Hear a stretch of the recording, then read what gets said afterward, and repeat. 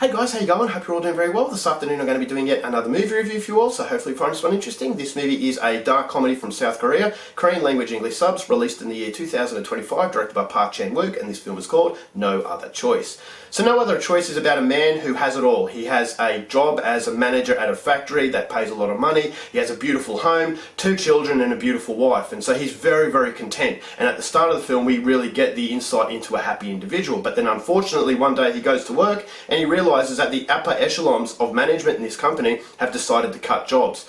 So unfortunately this main character's job is one of those that are cut, and now he's facing a desperate situation because he doesn't have any money and he needs to pay his mortgage and sustain his life. And so his wife is becoming increasingly frustrated, his children don't know why they can't do the things that they used to, and so the pressure is all on him. He gets a job at a supermarket, but that's not enough to sustain his life, and so he ends up going for an interview for a job that will answer all of his problems. But unfortunately there are candidates that are also interviewing for the job, and he doesn't know what to do, and so he goes down a very, very dark path that he passes the point of no return, and whether or not he gets the job is something you're going to have to find out for yourself, because that's as far as I'm going with my synopsis.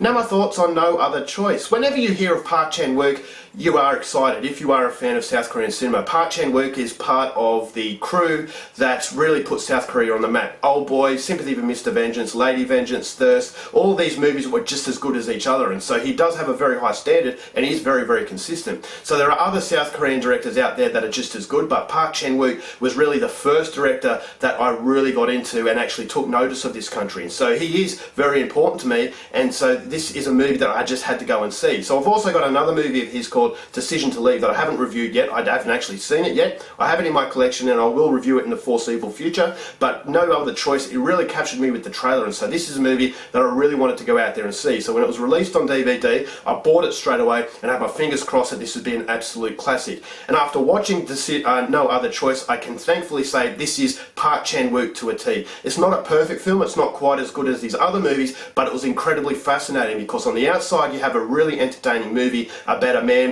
doing horrible things in a very darkly comedic way, but underneath this is a movie about capitalism. It's a movie about corporate greed, what corporations are willing to do to individuals with absolutely no compassion. So it's a very dog-eat-dog world. It's a cutthroat world, and this movie really emulated that, not only on the business sense but also what this individual was going to do to these candidates. This is a movie about self-preservation. Are you willing to go to really dark lengths in order to preserve your life and to make your family happy? And so this is something that everyone can relate to, whether it's struggling to pay your bills, struggling to pay rent or the mortgage, and desperation starts to set in. And this movie, because of the relatability of this main character, it made it even more interesting. So Byun-hun, he plays the main character. He was really, really good because of the fact the script was fantastic. It's a quirky script. It reminded me of Thirst, which is a vampire tale. That was a funny movie, a very quirky film, but an otherworldly sort of film. And this movie had that same otherworldly feel.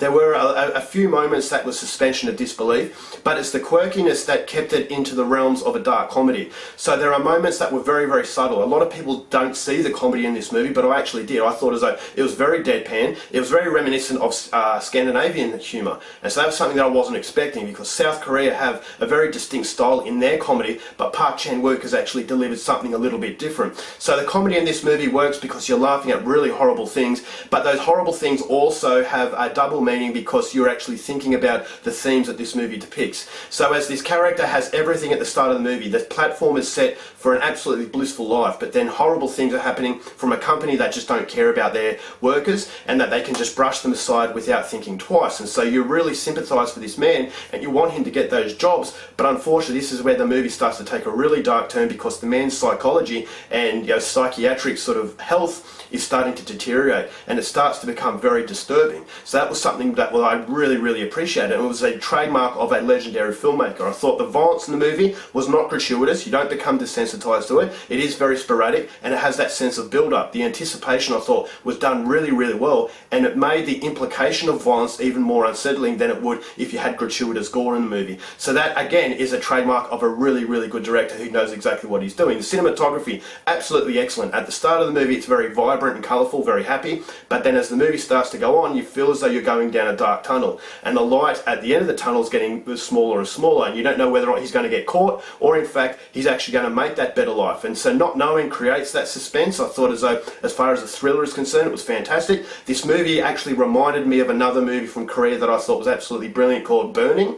That was a film that was completely different to this movie, but the reason why I make that comparison is because this movie has layers to the experience, and those layers make you want to go and see the film again. And after you see the movie for a second time, which I did, you actually piece together clues that you've missed on the first viewing. So although you're repeating the experience, you feel as though you're watching a different movie. And so this is very deliberately done in a way that just gives the movie everlasting life. And not a lot of filmmakers can do that, and Burning did that, and this is where No Other Choice really makes that comparison, because you feel as though you are watching something different on repeat viewings. And so the layers, I thought to myself, yeah, as I said, capitalism, corporate greed, and just the self-preservation of this main character makes you think, so what would you do in a similar set of circumstances? So the soundtrack, fantastic. It's everything, as I said, that you would expect from a director like this. So if you like this director, such, these movies such as Old Boy and such, this is a movie that I would highly recommend. It's not as good as Old Boy for reasons that I thought as though the pacing was a little bit off. I thought as though it could have been trimmed maybe 10 minutes and it would have been a lot smoother. I just thought as though, all right, I'm on the edge of my seat, I don't know what's going to happen, but there were moments that were a little bit static, and it just held the continuity to a level where I thought it was noticeable, but fortunately it wasn't enough to derail what was a phenomenal experience. And so if you like your really darkly humorous films and a movie that's going to make you really think about your own life and the way of the world as far as capitalism is concerned, then this is a movie I'd highly recommend. It's essential viewing for South Korean fans. I'm going to give No Other Choice 4.5 stars. Alright guys, that's it for my review. Hope you enjoyed it. Till next time, keep watching movies, and I'll see you later.